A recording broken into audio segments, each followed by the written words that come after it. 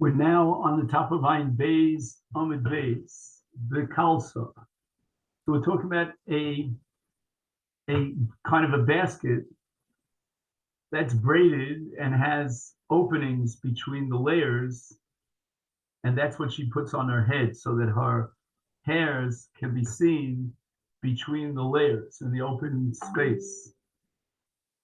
Shapir Domi. And now on a Doraisa level, that's sufficient. She has fulfilled her obligation of Kisei Arosh. However, as far as the mitig of Das Yehudis, then even Kalsa is prohibited. That's not sufficient until she really puts on something solid over her head. Omer Rav Asi, Omer Rav Yochanan, Kalta, a woman who covers her hair with this open kind of like a basket almost. Ein ba mishum perua rosh. That's not called an Easter perua rosh because basically she's covering her hair. But Havi ba Rabbi Zera worked on clarifying this. Hecha, where is she allowed to go? Is she allowed to expose herself to the public? Yilev b'shuk. She goes out to the Rishus Rabbim, to the public domain, and people could see through the Kalsa. Das Yehudisi. Certainly this would be prohibited, mitzad the minig of Benos Yisrael Atznuos. And how then could Rabbi Yochanan say that Ein Bo Mishum Perua Rosh? The El B'Chotzer. Maybe she's going out to her backyard, and no one's going to see her there. She's still in private, so there should be no Isur Priyas Rosh at all. If that be the case, let her take off her kalsa. Why does Rabbi Yochanan only allow her with a kalsa? Because if you're going to tell me that even in the privacy of her chutzah, where no one else could see her, she's got to cover her hair, and came lo inachta bas Yisrael bas li Avraham avinu she'yosheves tachas bailo. The women did not necessarily cover their hair in the privacy of their homes 24/7. When Rabbi became Rav Kahana, michotza l'chotza derech mavli. So there are two chatzeros that were connected by a mavli, and there aren't too many people who walk through the mavli, so it's basically private. And she stayed in one chutzah without going through a mavli to the other chutzah would be no problem. But since she goes through a mavli, therefore, says Rabbi Yochanan, she's allowed to wear a kalsa, but she can't go bareheaded. The Mishnah says v'tova b'shuk. That's also constitutes overes al das when she's weaving in the public area. And the Gemara tries to explain this Mishnah. Why did she lose her ksuba? Where's the overes al das? Some Rav Yudam or Shmuel b'maraz or sel of neodah. She has loose sleeves on her, clothing, so they're kind of wide. And then while she lifts up her arms, in order to do this tviyah, then her zros, her arm gets exposed. He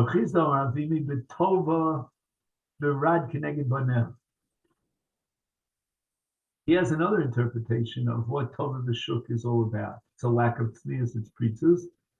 Why? Because she puts the chutim on her thigh, and the chut goes down sort of the middle, corresponding to her privates. And if she does this in public, it draws the attention to her private areas. That's called pritzos, and she is divorced without exuda.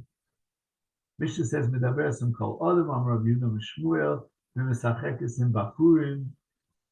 She's playing with the boys, their schok and so forth. It's a chutzpah. Then She gets into long discussions with them. There's room to suspect. One time, I was walking behind my Ukva, but I saw an Arab, a Yishmaelis,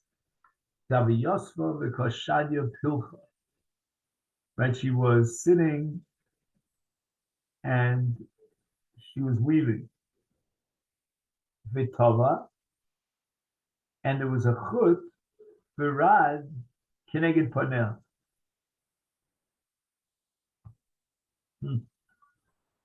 Obviously, she's trying to attract the attention of the men here in a pretensical way. Kevin de Chazise, psikte lepilcha, b'shadise. When she saw me, she took out this, she disconnected this pelach and threw it milafnei v'hola. Amrali, she said to me, Ulem is a young man. Havli pelach, bring me back my pelach. And this is all a ploy on her part to get into a discussion with this buffer.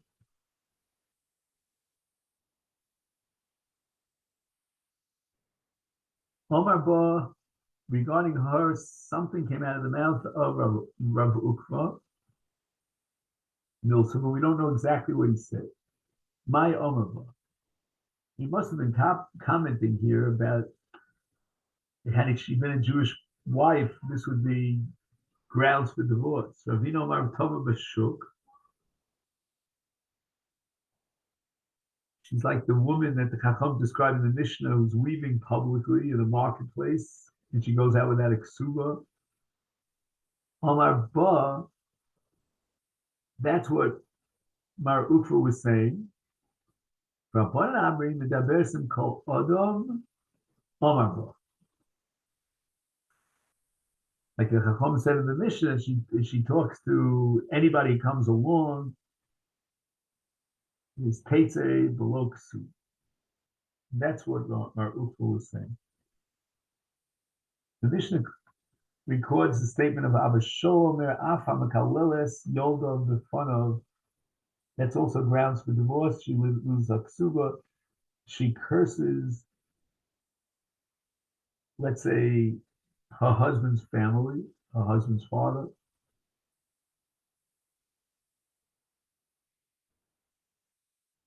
Rabbi Yehuda or Shmuel, the Mishnah's lavdafka that she curses his parents in his presence, even the Mekaleles Yolda, if they molda, even if the parents of the husband cursed bifnei molda, which he says is bifnei beno shel baila, is kevan shel chashish lefod chamil baila, therefore Yotzi, and he doesn't take suit.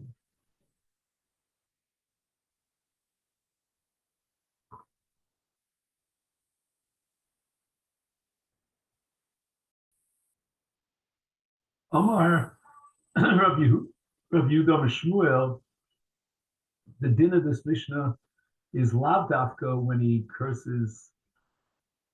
she curses her husband's parents in his presence, but even in the Kaleles Yoldov, Bifnei Moldov, even if she curses the offspring of in other words, in front of the son of her husband, she curses her in-laws, meaning the grandparents. So we're seeing an equation here between grandparents and children. The Simonech, Ephraim Menashe, Kirubi v'Shimon Yi. Just like Yaakov Avinu blesses Ephraim Menashe, and his grandchildren are like Rishim, like his children. So therefore, it's as if she cursed them in front of their own children, which is her husband. Omar Rabbah, what Rabbi Yehuda had in mind is the Amr Le Nelcha Aryeh L'Saba V'Apigret. She said, let a lion swallow up your grandfather, I mean my father-in-law. And she said it in front of the son of her husband, who was the grandson of the Saba. Rabbi Tarfon Omer Afa Kolonis.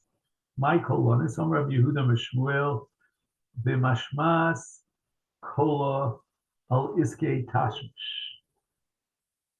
When her husband speaks to her about intimacy, intimate relations, she fights with him, and she raises her voice to such a volume that even her neighbors could hear, and he is embarrassed by this. The Masnisa Tana, we learned in the Brisa, the Mishameshes Bechotzezo, the Nishma Kolo Bechotzacher. Apparently, she's suffering during Via, during Tashmish, and she raises her voice so loud that they can hear her in a different chotzer. So the Gemara asks the following kasha: if that's what the Mishnah has in mind, like this Brisa, is v'nisnei gami mumen v'masnisa, it doesn't belong here in this Mishnah, in this context, because Amish is talking about an Isha who is moredes, she violates Das Moshe Yisrael. Here she's a mum, she's a balas mum. And we're going to have a whole discussion in the Mishnah about different kinds of movement. So she's suffering from a mum that she's, not doing well during Tashmish Hamita. Ela Machvarta Kedeshini Makara. So therefore, let's go back to our original answer that Isha Kolanis is a woman who fights with her husband on intimacy, as we saw in Rabbi Yehuda and the Brisa. Is Achem Lagabi Dinim Mumin, is really addressing the Dinim Muminim, and not the case of a rebellious woman who violates Das Yehudis. Amakadosh is the Isha Almanas She'ein Oleh Nidarim. He has an explicit Tanai that she doesn't have any Nidarim, V'nimtzu Oleh Nidarim, Ein Mekudeshes. There was no Kima Tanai, she has Nidarim in fact, but Kansa Stam, knows at the time of the Kuppah, he didn't reiterate the Tanai. V'nimtzu Oleh Nidarim, Teitze Shalom Iksuba. There was a partial kima tonight because at the time of Nisuin, he was consistam. He didn't reiterate the Tanai, Amanashem Lachalai, Ein Oleh Nidarim, and Nimtu Oleh Nidarim. So by virtue of the fact that he was so saying that he didn't repeat the Tanai, she needs a get. She loses her ksuba because it was her nidarim and she's at fault. Almanasha ein ba mumin, v'nimtu ba mumin. So at the time of the marriage, she already was a balas mum, but she didn't tell him that. He found that after the marriage. Ein amakudeshes.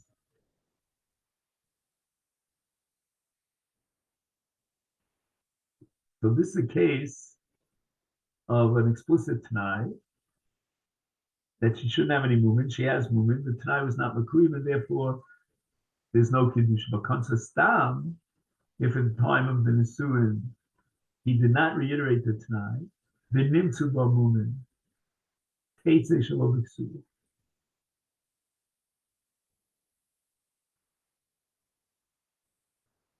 So it's not like the first case, the ratio where he made an explicit Tanai in the Kiddushin,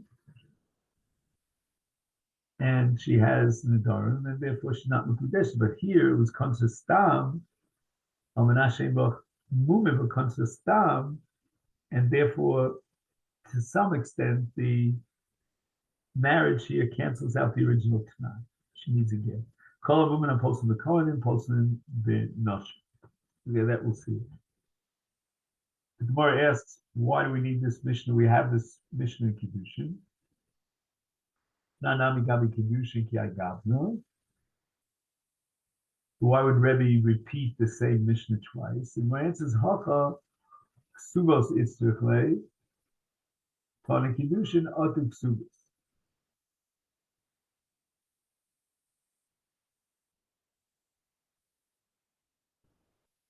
So really, we didn't need here in our Mishnah to mention the Kiddushin part that we have already in the Masechet Kiddushin.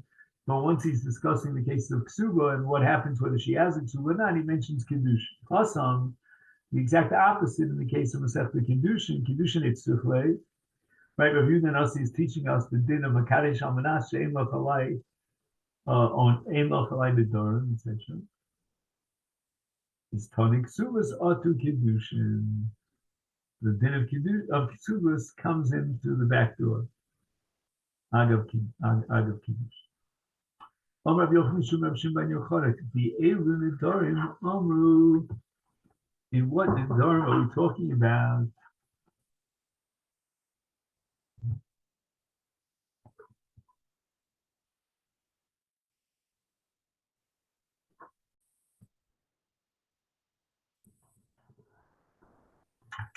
So we have the cases of a woman who took any of the nidarim that are listed here by Rav Shimon ben Yotzadok, like Shalotok al Basa, Shalotish Tayayin, Shalotish Kashin, the Big Beit Zivonim. All of these nidarim on Nidre Inui that bring upon her a state of Inui. She's Miskan al Baila, Tanyanami Hochi, the Elu nidarim Amru Dvarim Sheish Bem Inui Nefesh. Shalotok al Basa, Shalotish Tayayin, Shalotish Kashin, Big Beit Zivonim.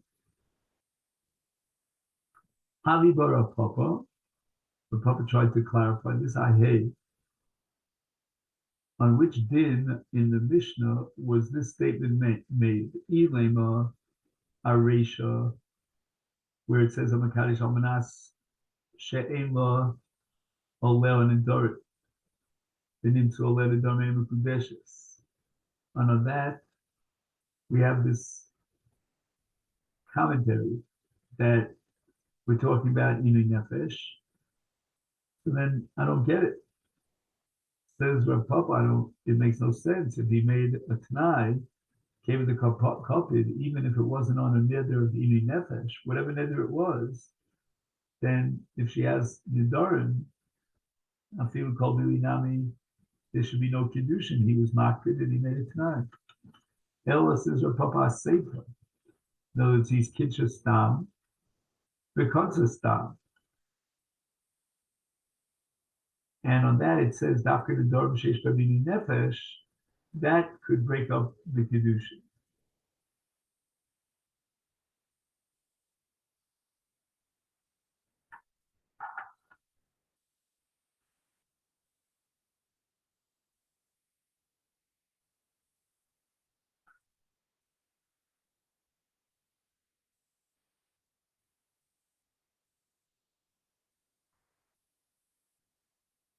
And what does it say in the Sefer?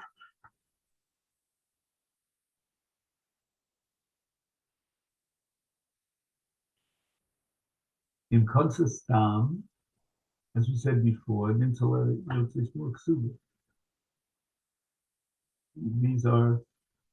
categories of Inu Nefesh. Rav Ashi Amar Lo Olam Aresha.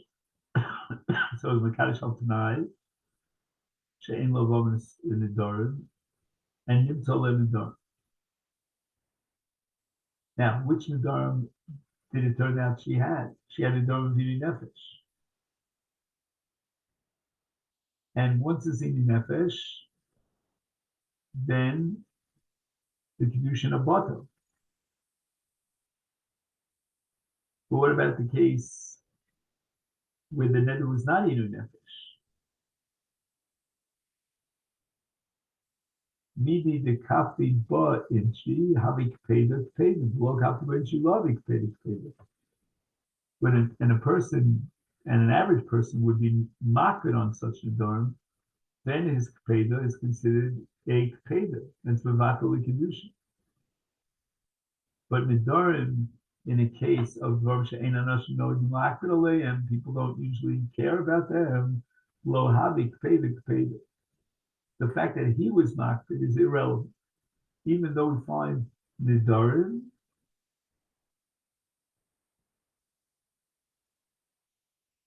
Nevertheless, mekudeshes, it like kinchal tnai, who stam. And here we have the Lachlokas Shim Rav and Shmuel. Rav Hamar Tzricha Himene Get. Shmuel Hamar Eino Tzricha Himene Get. That's what we'll pick it up in the Hashem in the next year. We're up to Omar Abaye here. It takes you over to Ayin Gimel. Lo Tema Time the Rav. Kevan Shekonsa Stam Achuli Achli L'Tnoi. Lo Time the Rav Fishein Odom Osa. Who also the Ilas is